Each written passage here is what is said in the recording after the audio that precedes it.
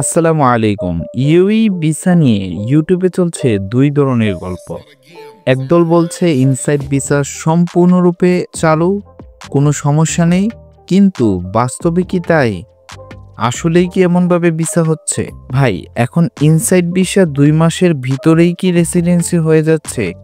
আপনি যদি এখনই প্রসেস করেন কোনো ঝামেলাই হবে না?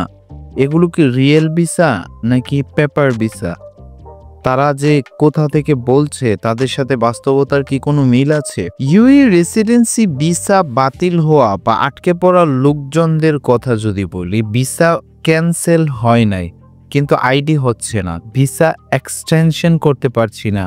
এখন কোম্পানি বলতেছে কিছুই করার নেই, এরকম লোকেরও অভাব নেই। ইউএই এখন ইনসাইড ভিসার নামে যেসব ভিসা হচ্ছে তার অনেকগুলোতে স্পন্সরশিপ নেই, শুধু ভিসা লাগিয়েই দিচ্ছে, কিন্তু সেই ভিসা দিয়ে রেসিডেন্সি আইডি বা ব্যাংক অ্যাকাউন্ট খোলা যাচ্ছে না।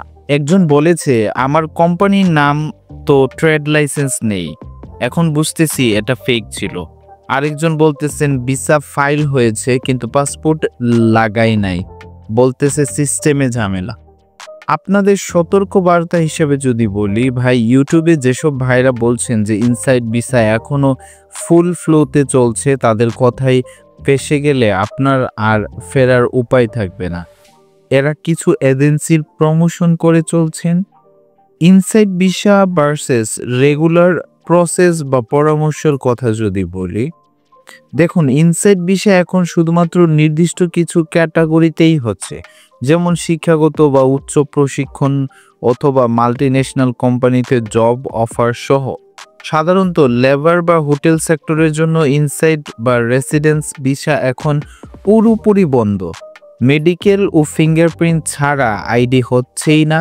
এসব স্কিপ করার মানেই ফেক চ্যানেলের ফাঁদে পড়া। আপনাদের পরামর্শ হিসেবে যদি বলি, যদি আপনি সত্যি ইউএইতে থাকতে চান তাহলে আপনার কোম্পানির স্পন্সর ভিসা বা বাইরে থেকে প্রক্রিয়া করে আসাই সবচেয়ে নিরাপদ। ইনসাইড প্রসেসে যারা কাজ করে তারা যদি ট্রেড লাইসেন্স ও স্পন্সর আইডি দেখাতে না পারে তাহলে বুঝে নেবেন আপনি প্রতারণার শিকার হচ্ছেন। শেষে একটি ছোট্ট পরামর্শ, ফেক ইউটিউবার নয়, বাস্তব অভিজ্ঞতা শুনুন এবং সৎ ও সঠিক পরামর্শের জন্য আমাদের চ্যানেলটি সাবস্ক্রাইব করে পাশে থাকুন। দেখা হবে নতুন কোনো ভিডিওতে। ততক্ষণ পর্যন্ত আমি আশরাফুল আলম এখানেই বিদায় নিচ্ছি। ভালো থাকুন, সুস্থ থাকুন, আল্লাহ হাফেজ।